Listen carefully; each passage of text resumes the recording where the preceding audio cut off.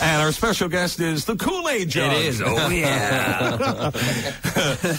Allan Hawco. Jake Doyle is in our studio this morning. Morning, sir. How are you? How are you, boys? I'm not too bad. See what Brian did? Every time I hear that song, it's all I can picture is the Kool-Aid guy on the harbor. Ooh, yeah. I have with me Perry Chafe, co-creator of the show, writer. Hey, guys. Welcome. Morning, guys. Morning, guys. Full house. Yeah. Well, just to prove you're all here, say something. For the love of God, you're here. Morning.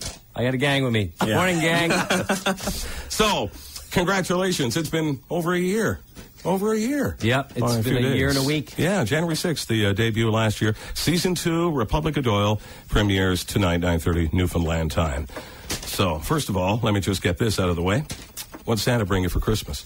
Santa brought me some awesome stuff, like a second season of Republic of Doyle. Anything for the car? Any seat covers? Furry dice? Anything like that? No furry Some dice. dingleberries. Some good polish. And, yeah, that's good. Is that your car? Well, technically, because Is your name on the permit or on the registration? I'm just curious. No. I mean, I think I'd look like a pretty big moron if I was driving around in Jake Doyle's cool. car. I want one. I know, it's a beautiful thing. It's funny because of my whole life, I always kind of wanted a car like that, and now I realize I could probably never really drive one. My dad is looking for one just like that, actually. Well, I think people expect Adam West to drive the Batmobile, so why shouldn't you drive that? That's what Dad said. He said, I told him you were going to be in here again. He said, ask him, he said, where he got that car. Well, we got the car here. We bought it in town off a fella. Yeah. And we took a long time to sort of search for that kind of car, and we talked about a lot of different types, but we settled on the GTO, and I'm pretty stoked about it. It's a beautiful car. Quite a ride for you this past year, buddy. How's it been? It's been really cool, man. We're pretty grateful with the response and how everything's gone, and the fact that people really got on board with the show. And what are you in Australia, England now? The show's we've sold to Africa, South Africa, Middle East, Netherlands, Balkans, all of Europe, Germany.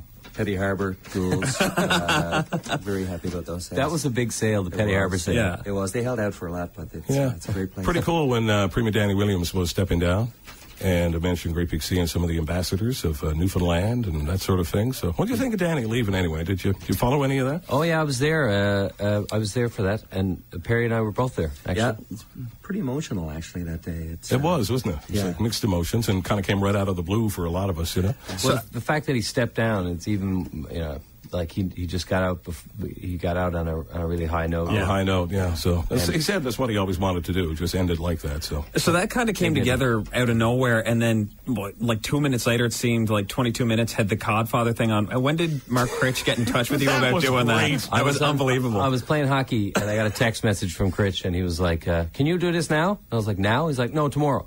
We were in Halifax. We were trying to figure that out. Oh, here. Yeah. That was here? Because they were trying to figure out the hotel. I said, you thought it might have been the Delta. I thought it was one of the higher levels at the Delta in one of the rooms. That's exactly right. Yes, sir. I got Good it. eye, Randy. A lot of folks were telling me it was Halifax. And Pinson just happened to be here. It was perfect. Oh, we cried. I was actually in tears when I watched it. It was unreal. One of the cleverest things I ever saw.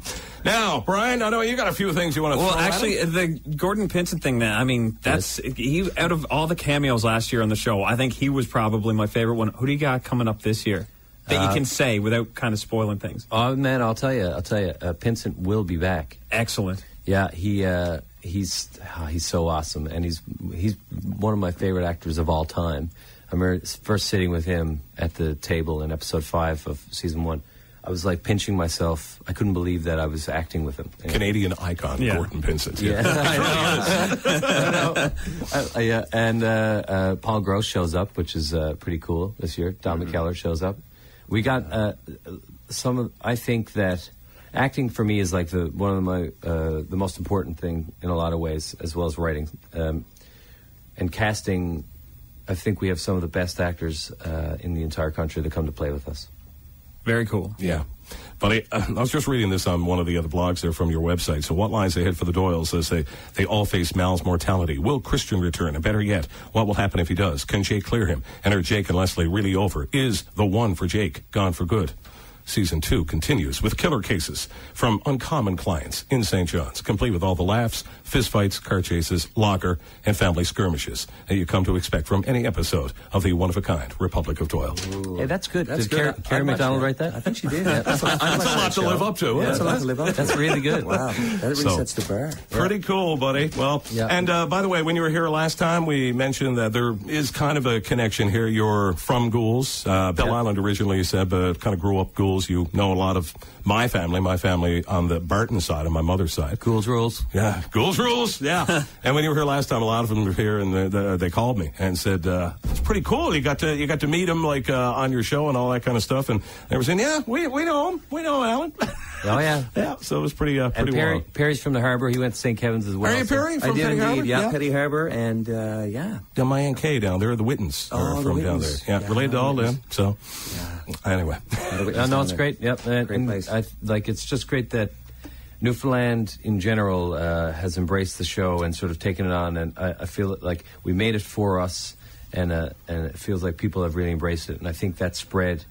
That's the reason why I would say it's spread across the country, and it's hard to explain that to people who aren't from here. Yes. Oh, yeah. If we're behind it, it's infectious to the rest of the people across the country. Yeah, definitely. And then it's spread to the rest of the world. So, hey, thanks, Newfoundland. I have a buddy in Ottawa that can't wait he's been talking about for weeks that he can't wait for season 2 to start. He's dying for it. It's cool, man. People in Toronto, people randomly come up to me, and it's not like we're Hollywood stars or anything. It's such a great thing where they just come up and tell you that they like the show, and it's like we're buddies all of a sudden. But it's been 2010 has been a great year for Canadian patriotism and being proud of being a Canadian, starting with the Olympics. Yeah. And, it's all just kind of springboarding off all of that. So when we see one of our own, certainly in Newfoundland, achieving status like this, and just and now exporting the show to all these other parts of the world, I mean, that's really pretty cool. Just think about, I did an interview in Brazil, right, with a newspaper in Brazil, and it just dawned on me. I was like, man, people in Brazil are going to be looking at your house or my house on their televisions. That's pretty cool. That's crazy. And not in just a commercial. Like, they are going to spend time with us and our people. And the way it's shot, the city looks incredible. Yeah. It looks beautiful, yeah. Right? So, and you're continuing to do that. So, anyway, just to wrap it up, Ryan. Well, there's one thing, just kind of going with what you're talking about there, Canadian patriotism. I don't know about you guys, but one of the things that always kind of made me feel patriotic was those Heritage Minutes. And on the weekend, I was watching Space on the weekend, the Merlin Marathon, and I'm pretty sure I saw you in one of them. Yeah, well, one of our partners, Michael Levine, who's a producer on the show, he's my lawyer, and he cast me in that when I was just doing theater and I hadn't done a lot of TV, and he pushed me to be in this Heritage moment. And the way I thought about it, it's the only time I've ever done anything like that. And I thought, I used to love watching those things as a kid, and I thought, hey, that's pretty cool. I'd love to be in a Heritage. So that is, because I don't half think my face is scorched off. Yeah, it was. You're just kind of leaning on the wall. I'm like, I think that's Hawco, and then he turns around. Oh, it looks like Mel Gibson and the Man Without a Face.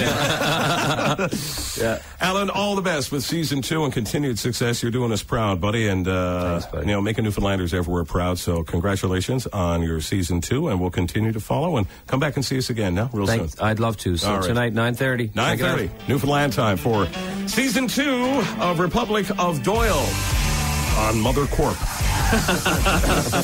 It's 7:43, 99.1 HitsFM.